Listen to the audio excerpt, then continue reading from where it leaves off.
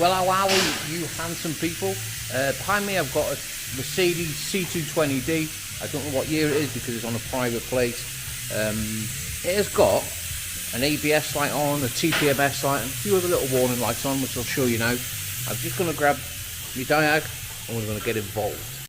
Now on these Mercedes, well, most manufacturers really, when you get an ABS fault, you do get a run flat fault as well, as you can see. Inoperative, ABS, traction control, run flat indicator inoperative.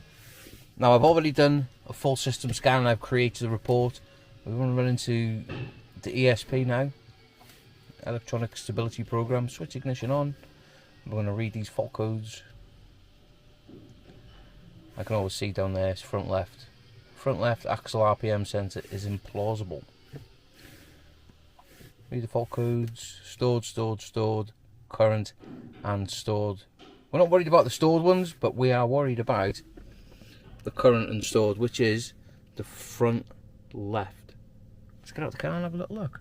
Now with the car semi-raised and the vehicle off the floor, we've jumped onto live data and we pulled up everything that we need to be checking.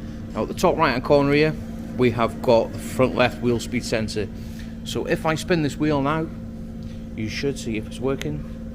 The graph go up. No, it's not. If we jump right round to the right wheel, which is that one there, we give it a little spinneroonie, you should see that graph has gone up and it is reading a signal. Right, well now I've got this vehicle up to working height. We removed the wheel and also the inner splash guard. And the reason for this is because the plug for the ABS sensor is just tucked up there out of the way. And what I want to be doing is just checking and make sure that all the wiring is in good condition before we get too involved. Now I've had a little look and everything seems to be in good working order. Now I'm happy with all the wiring and it does look good. What we're going to do is get our pins and we're going to just pin into that plug up there and make sure that we've got everything to that plug from the ABS module. Now as you can see, I've jumped around and I'm using the Curion N2 and it's absolutely such a powerful tool. It does everything I needed to do. It's probably more capable than I will ever be. But one feature that I do like on it is this sound on and off. 11.21 volts. Because there's nothing worse, like say when you're behind the dashboard of a car and you're trying to pin something or you're trying to figure something out and you can't look at the multimeter at the same time. 11.21 volts. It announces it for you. That is an absolute game changer. Now I know that this battery is flat on this car, or it is low, volts. but we are getting everything that we need to. I'm gladly say that it is going to be the wheel speed sensor. So we're going to go ahead now and get it off. Right, well I've now removed the ABS sensor. It's fairly simple to do, a little 10mm and it just pops out. But, plot twist. This is why you should always, rather than say, oh yes it is going to be that, you should always test things as you're going along. Now, on the bottom of the sensor, right by there's a massive blob of dirt or metal. We're going to have to pull this disc off, pull the wheel bearing off and just check the magnetic ring is okay. I'm going to give it a clean before we jump off the bitter onto the mild. I'm going to give it a clean and make sure, just make sure that that dirt isn't the problem. But we'll have a little look. Right, well as you can see I've quickly pulled that wheel bearing off. Now if we have a little look, I don't know whether you lot are going to be able to see it, but on this magnetic pickup ring there is lots and lots and lots of debris on there.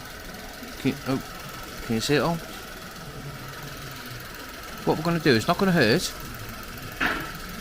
if we just clean it all up. Let me focus out, zoom out instead of a zoom in. We're going to give it a little bit of a clean, put it back on and see what happens. I've gone ahead now and give that magnetic strip a really good clean. Now if there was any sort of nicks or bits missing out of it, I wouldn't even hesitate. That would be getting a new, well, complete wheel bearing. I'm just going to chuck it back together and test it with it all. Now I could check it all loose, but I like to check things as it should be, because I could go ahead, test it, like hold the hub and wiggle the sensor on it and it works. I put it together and it doesn't work and it's just a waste of time. So I'm just going to put it all together and check it as it should be. Right, well I've put all that car back together, well somewhere near back together, just put the hub back on. Now I've gone on live data, put the ignition on and it's still exactly the same. We're not getting any reading there whatsoever and we have got now the same fault as what we started with. Implausible signal. But when you get faults like this, you have to check this sort of stuff and look, you know.